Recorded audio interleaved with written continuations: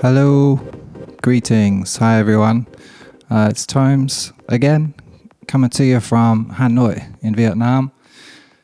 Just doing another kind of little demo on the octatrack, also using the Teenage Engineering OP-1 as well. This is another concept that's using plays free tracks, which the last couple of videos I've made have been about. The last two were kind of about using it in a more experimental or freer way. This is still fits in with that, but it also is exploring how you can use it in the context of something that's a bit more beat-oriented, a bit more rhythmic. So you might have noticed that I was initially using a sequencer on here to play some notes. You can see at the moment that we can't hear it, but if we look at the LEDs here for the record, it's coming in on B. You can see that maybe you can't quite see, but it's the OP-1's plugged in mono. I find it works pretty well in mono, adding some effects in the octatrack. Usually my inputs are at a premium, only having 4, so I don't always stick it in stereo unless I really need stereo from it. But anyway, so at the moment you can see that although the sequencer in the OP-1 is running, we can't hear anything. So I need to trigger the recording for this particular setup to work. So I've got 2 tracks that are set up as plays free tracks. I'll just turn this off for a sec to demonstrate. So again, function edit takes us into the pattern settings. We can tap the track we want to see the specific track settings. You can see that it's set to plays free. It's also set to be a one-shot track. And importantly, the trig is quantized to track length. So this is important because I'll talk about that in a sec, why that's important. Track 6 is set up exactly the same. For the recording settings, they're set up basically exactly the same as well. So input is just from B, where the OP-1's going in. However, you can see that the recording length is a tiny bit different.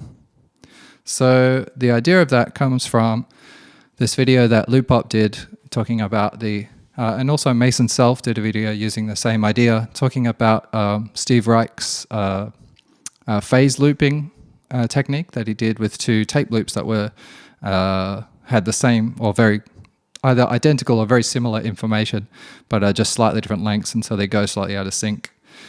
So I tried to use that idea. I'll link to that video so you can check it out because there's some good concepts in there.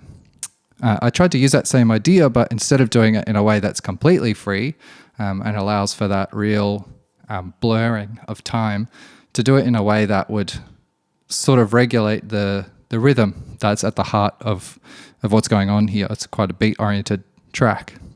So instead of using just arbitrary lengths, I use times that are relating to the meter or the number of steps that are in this particular pattern. So yeah, it's set up as a plays free track. In the record, you can see that there's one record trigger at the very start. In the playback, there's one playback trigger at the very start. Each of the tracks are just 16 steps long, but after they have been triggered, they're set to loop, so they don't actually need to cross that trigger more than once. So if I'll do this without the sequencer first, but we need to use the sequencer on the octatrack. It needs to be running for it to sound in time. But just to demonstrate, if I have this one, let's say I've got this going, and I tap track 5 to trigger the plays free track. I'll put it onto here so you can see. If I tap this, you can see it will start recording, and when it hits the end, it will start to play back as well.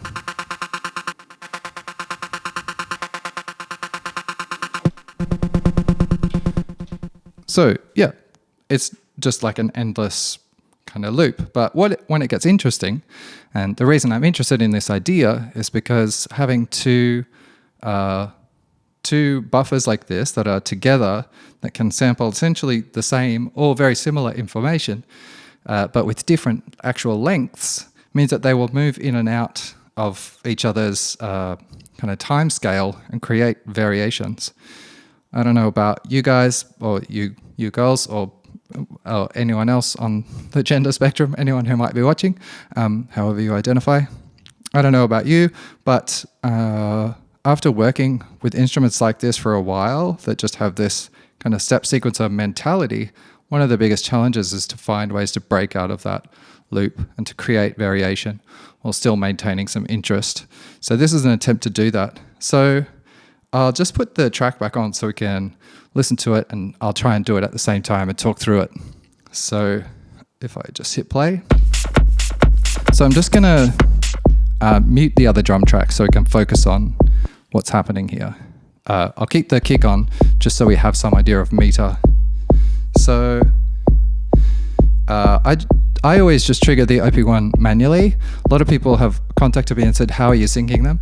I've never bothered syncing them. Like, the clock in this is super good, and obviously the clock in this is amazing. So as long as you can sort of press a button at the right moment, they almost always stay in sync. And if you have trouble pressing a button at the right moment, then, you know, that's something to practice, because, I don't know, playing stuff like that is cool, I guess.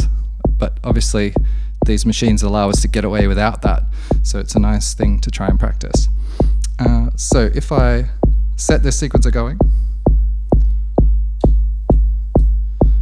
the thing is, we don't have any way to audition it unless I was to use the cue function. So I don't know exactly what's going to come in when I press the button to sample it. So see, it starts recording, starts playing back at the same moment. Okay. Now if I record the same notes on 6, you can hear there's a little bit of a layer, a little bit of phasing. Things are moving in and out a little bit. One way to emphasize this might be to allow the gap in the sequencer to skip a note. So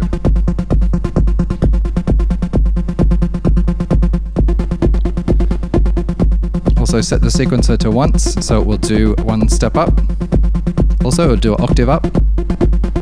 Add some extra notes, sample again.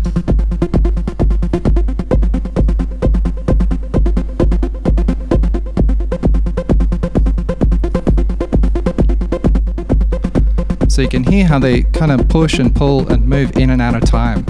Whether that's musically pleasing to you or not is like totally up to you, of course. But I find it's an interesting way to try and move beyond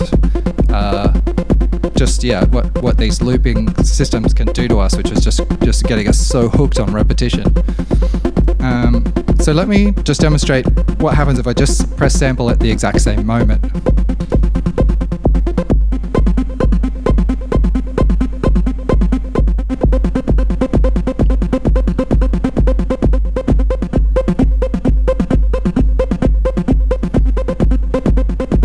So you can hear that initially they're in phase and they're kind of phasing a bit, but then they just start to move around each other and have a different relationship, which I think is super interesting. When you start to give each buffer different things to sample, it just gets more interesting, in my opinion.